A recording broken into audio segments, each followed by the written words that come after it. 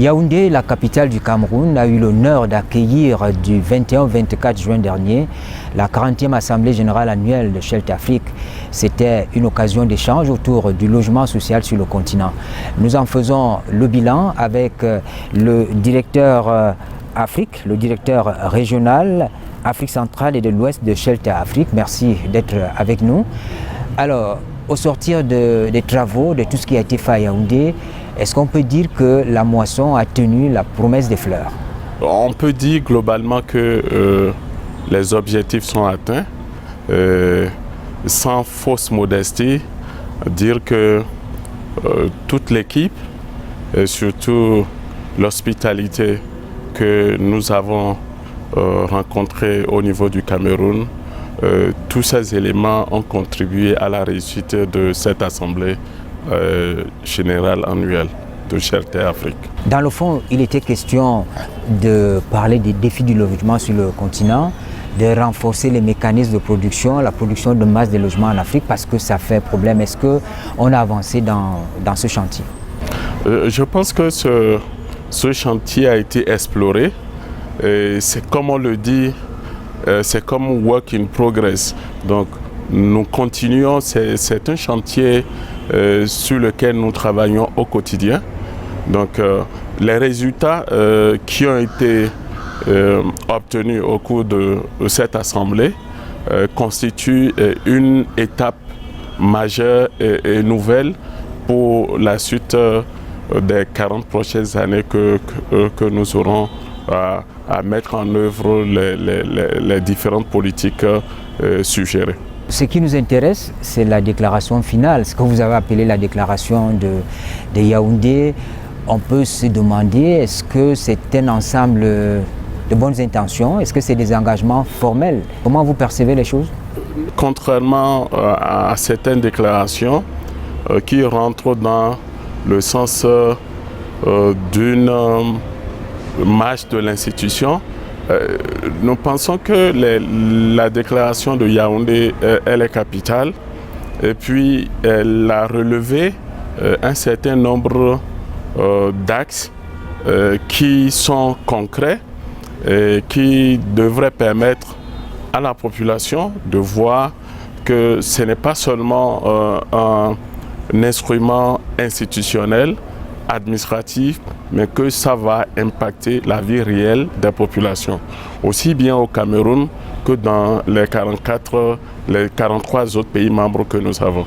Alors en matière de gouvernance, de leadership, on a eu, au sortir du symposium de Shelter Afrique, on a eu l'impression que le rôle de l'État était beaucoup plus mis en lumière. C'est l'État qui doit définir les politiques de développement urbain, c'est l'État qui doit définir les politiques d'urbanisation, c'est l'État qui doit considérer le secteur du logement comme étant un secteur connecté dans un ensemble. Mais on n'a pas beaucoup senti cet appel en direction des promoteurs immobiliers privés, encore moins des institutions financières. La promotion de l'habitat abordable, c'est d'abord une question réglementaire. Il faut définir le cadre, il faut définir les règles. Et quand le cadre est défini et que les règles sont claires et appliquées, ça crée les conditions pour le secteur privé d'agir et d'atteindre des résultats optimaux. Donc, ce que nous avons fait là, l'État, c'est juste un rappel. Ce qui a été présenté au niveau du symposium est un rappel. C'est pour montrer que si les politiques de promotion de logements décents et abordables, pour que ces politiques réussissent, il faut que le cadre légal, le cadre institutionnel soit là et que ce cadre-là soit incitatif. Donc, nous avons mis suffisamment l'accent sur cet élément, étant donné que le secteur privé est déjà prêt. Les promoteurs immobiliers sont déjà là, mais la plus grande difficulté aujourd'hui, ce n'est pas le manque du financement. La plus grande difficulté, ce n'est pas parce qu'il y a un manque d'acteurs. c'est le cadre même qu'il faut revoir et intégrer les différents acteurs. L'État va davantage jouer son rôle. La déclaration de Yaoundé invite les chefs d'État à une démarche commune en matière de politique du logement. Vous souhaitez qu'il y ait vraiment une démarche commune, mais la question qu'on se pose, est-ce que vous redoutez le manque de volonté politique de ce côté-là, ou alors vous avez simplement peur de la trop grande diversité des politiques de logement au sein des États membres de Shelt Afrique? En réalité, la question de logement touche toute la vie. Quand nous exprimons la nécessité d'impliquer les États et les chefs d'État, c'est pour relever le niveau de priorité que l'accès au logement doit être un des piliers de développement. Et ne serait-ce que l'accès au logement et le logement décent, ça règle un certain nombre de questions de développement. C'est un outil même de réduction de la pauvreté, en ce sens que quand vous donnez l'accès à votre population à un logement décent et adéquat, ça assainit son cadre de vie. Il a accès, je veux dire, le ménage a accès aux besoins élémentaires comme l'eau potable, comme l'électricité, et tout ça.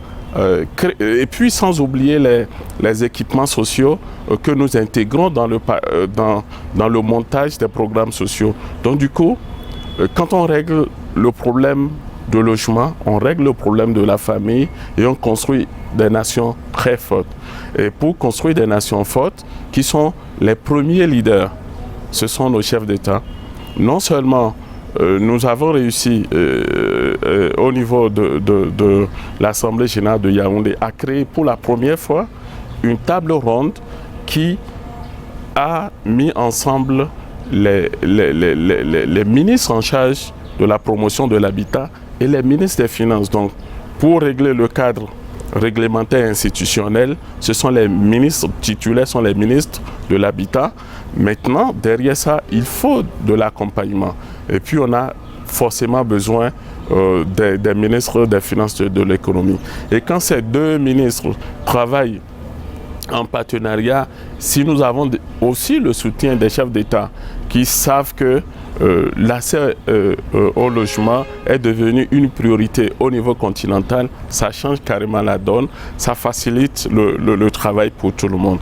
C'est pour ça la nécessité de notre premier point qui parle de leadership et qui recommande d'associer les chefs d'État et au besoin créer une plateforme au niveau de ces instances pour porter suffisamment l'accès au logement comme une priorité. L'un des maillons faibles de l'accès au logement en Afrique, les femmes. Problème foncier, il y a le poids culturel, les charges culturelles qui pèsent sur la femme. Est-ce que ce maillon-là, est-ce que sa position a été de manière plus ouverte, discutée pendant cette assemblée? Oui, ben, on n'a pas relevé spécifiquement la question de genre, mais on l'a abordé de façon indirecte. Pendant les travaux, il y a eu des communications qui ont soutenu, qui ont démontré que, quelle que soit la politique, et pour permettre l'accès au logement au plus grand nombre, il faut revoir le mécanisme. Il ne faudrait plus que les programmes de logement soient seulement ceux qui sont destinés à la vente. Nous avons montré que même si des logements abordables sont mis à la disposition au prix de 2 millions de francs CFA, au prix de 5 millions de francs CFA, nous continuerons toujours à avoir une bonne partie de nos populations qui ne pourront pas mobiliser de façon rapide pour aller acquérir ces logements-là. Mais quand nous intégrons la possibilité de location et de location-vente, c'est une façon indirecte d'intégrer les populations qui sont considérées comme à revenus faibles, de tailler les différents loyers à la mesure de leurs revenus et de leur permettre d'accéder à la propriété en payant des loyers pour un certain nombre d'années. À vous entendre, la 40e Assemblée générale de Shelter Afrique à Yaoundé a été un succès du point de vue de la participation, des débats et des conclusions qu'on en tire. La coopération entre Shelter Afrique et le Cameroun dans les jours qui viennent, comment la voyez-vous? Oui, ça s'annonce très bien. Et, nous prenons même le Cameroun comme étant un des pays pilotes qui bénéficie de la nouvelle stratégie d'intervention de Shelter Afrique. Déjà, faire la promotion des logements de masse, décents et abordables. Nous avons signé, vous vous rappelez, en mars 2021, un mémorandum pour juste une contribution de 3000 unités. Nous n'avons pas signé ces accords pour le moment avec tous nos États. Nous en avons signé avec quelques-uns. Donc, nous sommes heureux de noter que le Cameroun déjà fait partie de cette dynamique. Et pour aller plus loin, dans les nouvelles approches d'intervention, nous avons estimé que la méthode standard classique que nous avons connue là, qui consiste à mobiliser les intrants et à construire de façon traditionnelle, que ça ne nous permet pas d'atteindre une production à grande échelle et pour faire des économies d'échelle aussi. Et c'est en ce sens, pour la première fois, au niveau de Shelter Afrique, notre conseil d'administration vient d'approuver un financement pour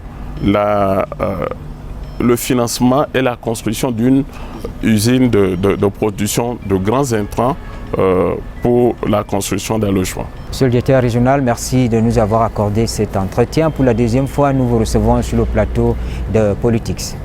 Ok, je vous en prie. Merci beaucoup, monsieur le journaliste. Nous avions voulu faire le bilan de cette 40e Assemblée générale annuelle de Shelter Afrique qui vient de se tenir à Yaoundé en évoquant un peu la déclaration finale, en évoquant ce qui a été dit dans le cadre du symposium, en discutant bien sûr autour des rencontres informelles qu'il y a eu. Mesdames, Messieurs, c'était un plaisir de vivre ces moments-là. Le Cameroun, une fois de plus, a montré sa capacité à accueillir des événements de cette envergure. Merci de nous avoir suivis. Bonne suite des programmes sur la CR TV.